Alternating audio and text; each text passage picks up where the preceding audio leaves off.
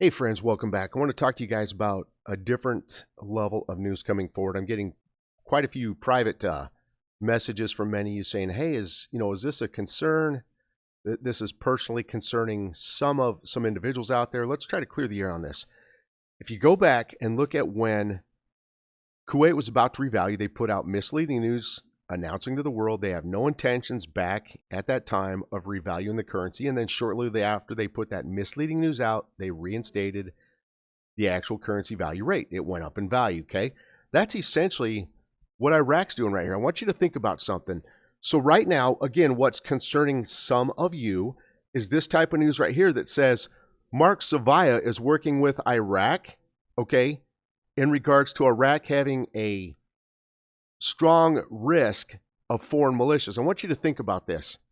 So if Iraq really had a risk or concern of security and instability through the aspect of foreign militias, then why would both the U.S. and the UN, again, the U.S. and the UN withdrew by the end of last year. The U.S. pulled all of its combat troops and vacated bases after 22 years, and the UN, after 22 years, also vacated their facilities within Iraq, turning them back over. Again, the U.S. UN, if Iraq had a huge security and instability risk concern, both the U.S. and UN would not have vacated out of the country, declaring them a sovereign nation. It wouldn't have happened, guys.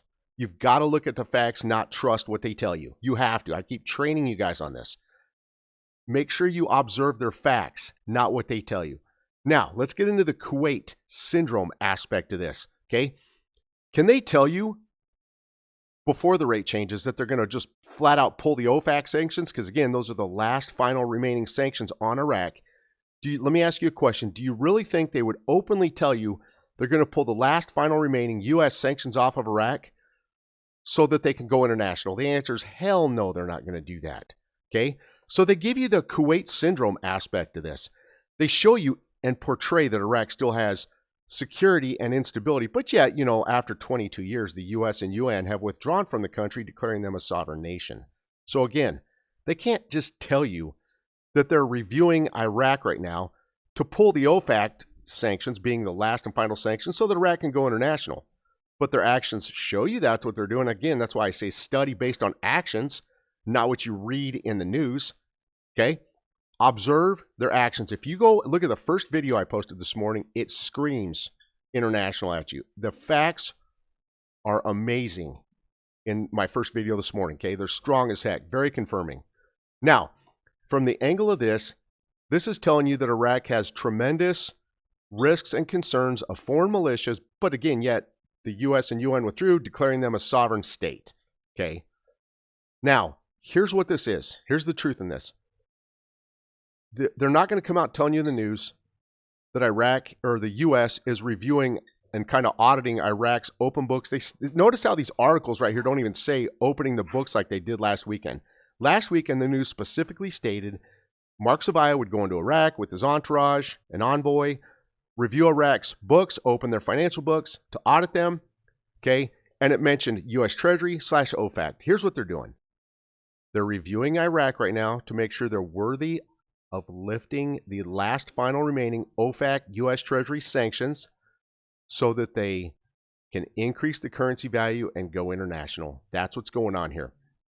But what they're portraying in the news is instability and insecurity. Okay? That's what they're doing because, again, they can't just give you clues to let you know the rate's about to change and the currency's about to go up in value. This is Kuwait syndrome right here, guys. Again, don't read articles. Pay attention to what I'm sharing with you. When you follow and analyze the facts through the means of their actions, you can gauge this so much better and so much more accurately, okay?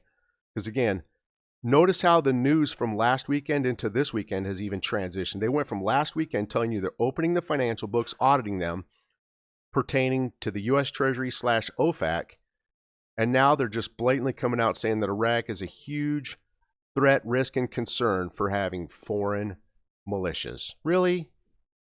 They've already shifted gears from last weekend to this weekend on exactly what they're telling you. They want you to think through this current news right here. it's different from last weekend. They want you to think in today's current news that more sanctions are coming forward and will be placed on Iraq. That's what they're trying to tell you and reveal to you through news like this.